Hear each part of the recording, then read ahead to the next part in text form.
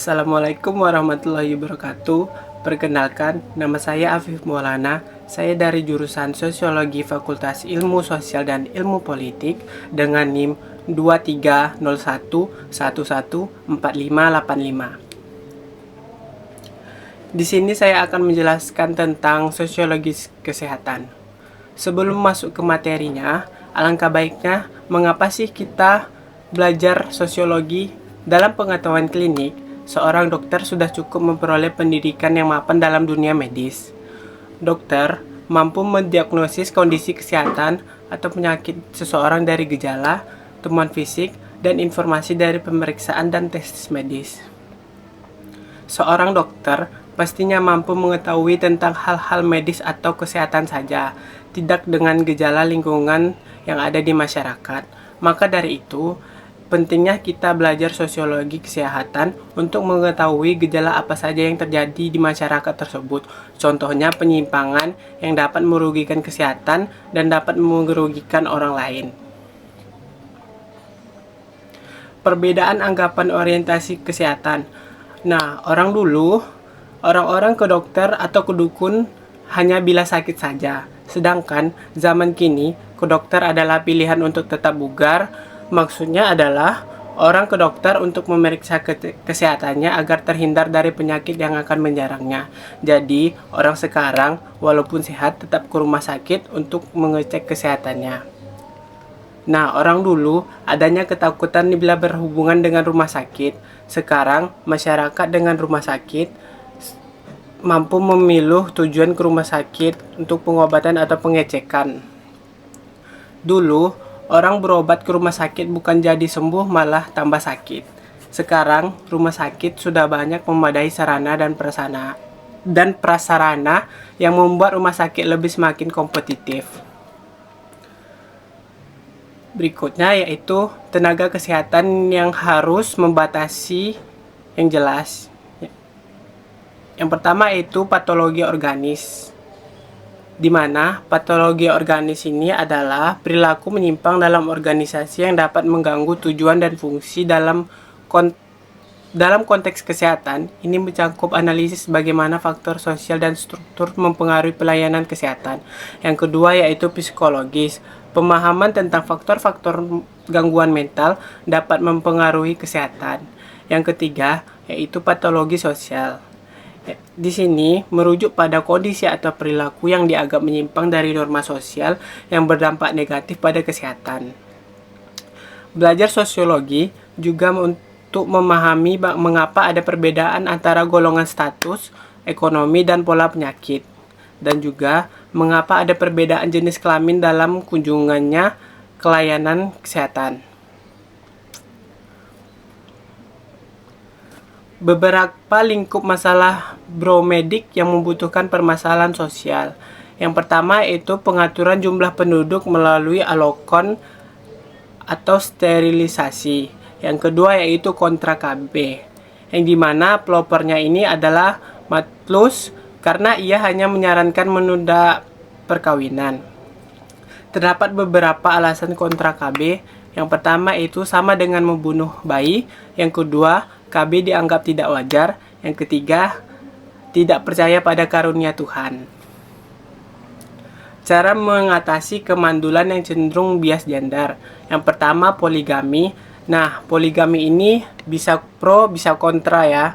Nah, yang kedua itu pengobatan tradisional. Yang ketiga, adopsi anak.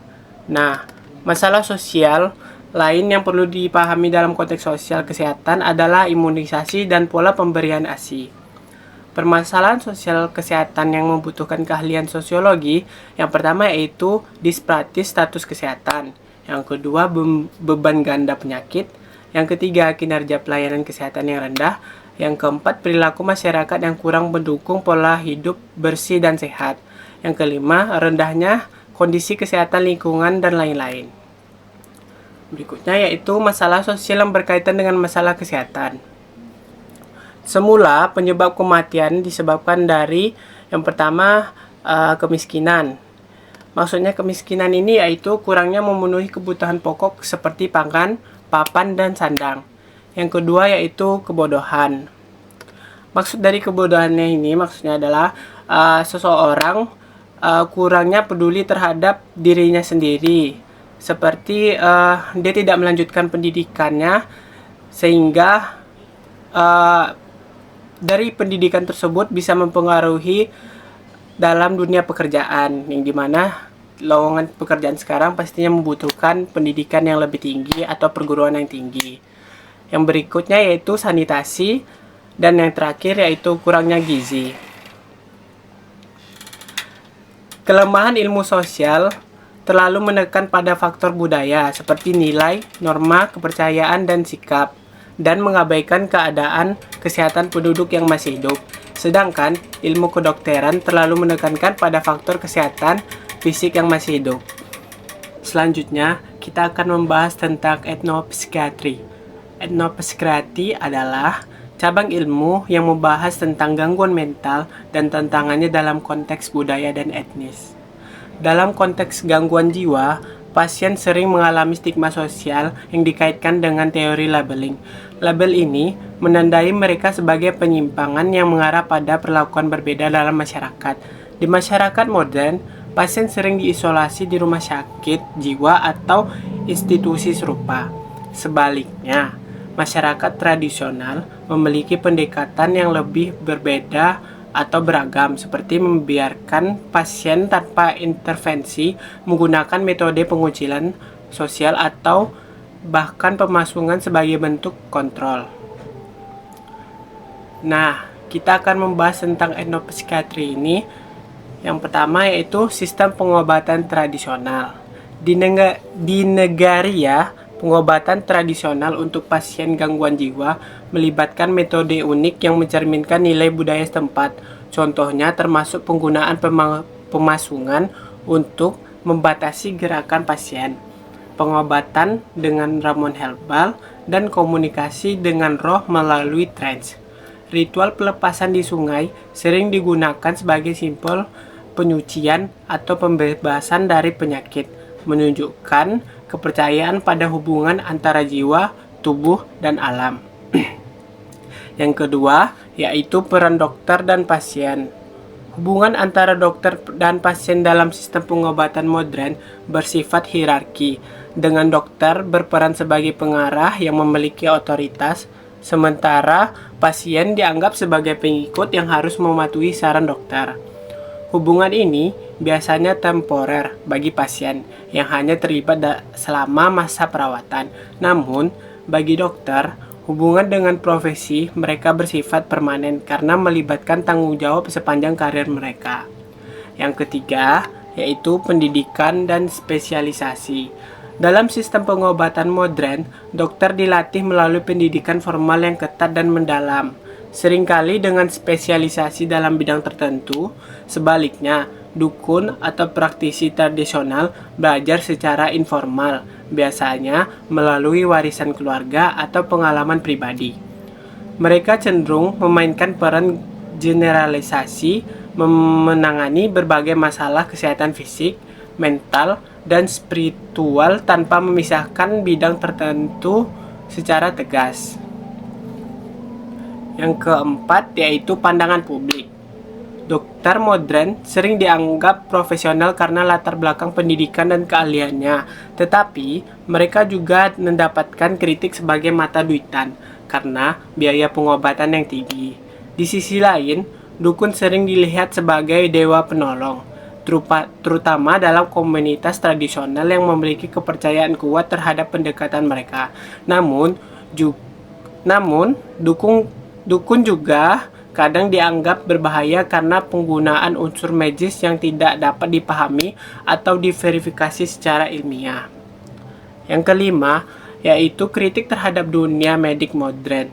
Sistem pengobatan modern tidak lepas dari kritik, terutama dalam hal asumsi yang salah terhadap pemahaman pasien. Dokter sering menganggap bahwa pasien memahami sepenuhnya pengobatan yang diberikan, padahal hal ini tidak selalu benar. Selain itu, stereotipe pribadi dokter terhadap pasien dapat mempengaruhi kualitas perawatan, menciptakan kesenjangan komunikasi dan pemahaman antara kedua pihak. Yang keenam yaitu kelebihan dan kelemahan sistem pengobatan.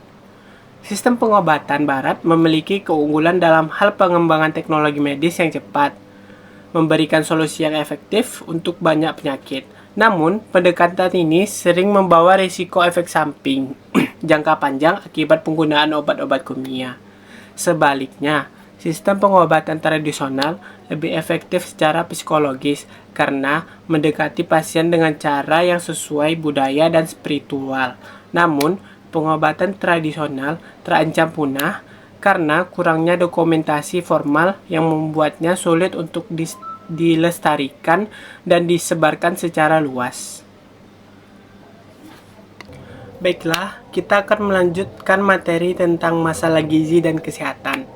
Kekurangan gizi adalah salah satu hambatan terbesar dalam upaya meningkatkan kualitas kesehatan masyarakat.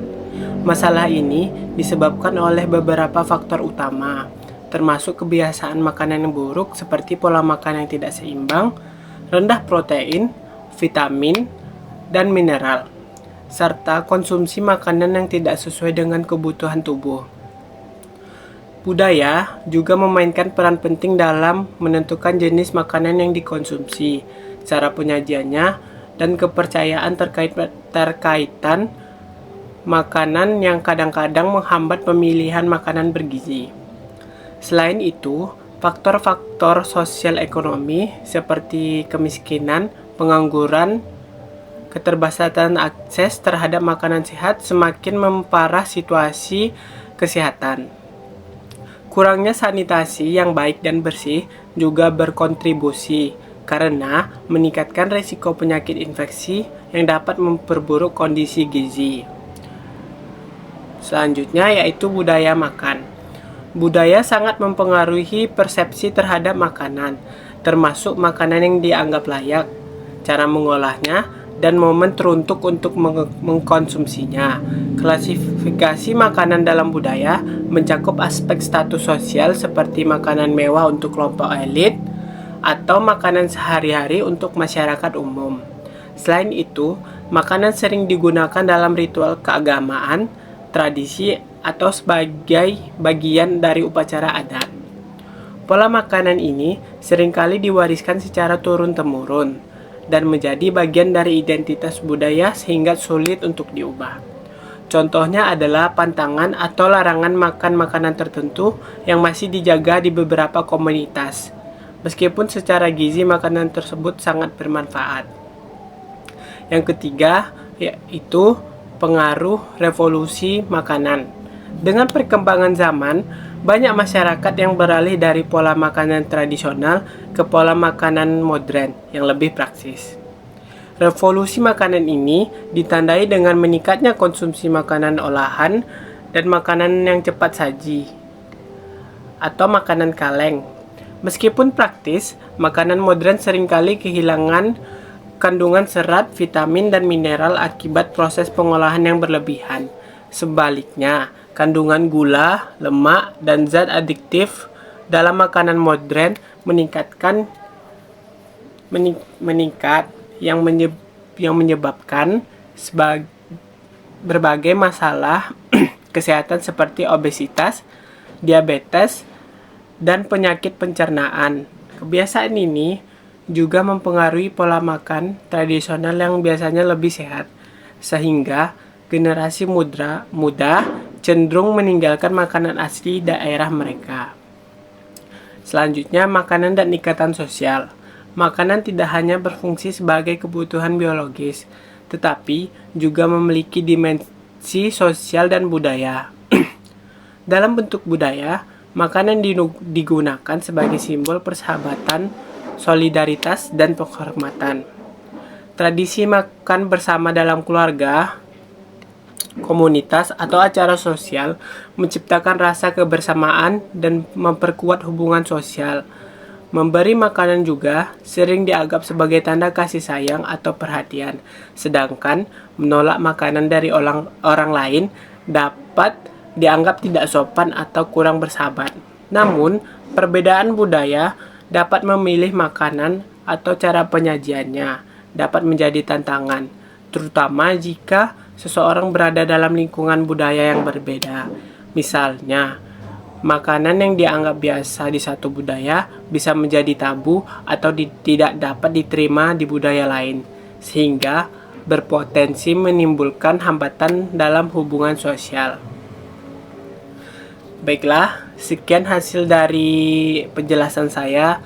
Lebih dan kurang mohon maaf. Wassalamualaikum warahmatullahi wabarakatuh.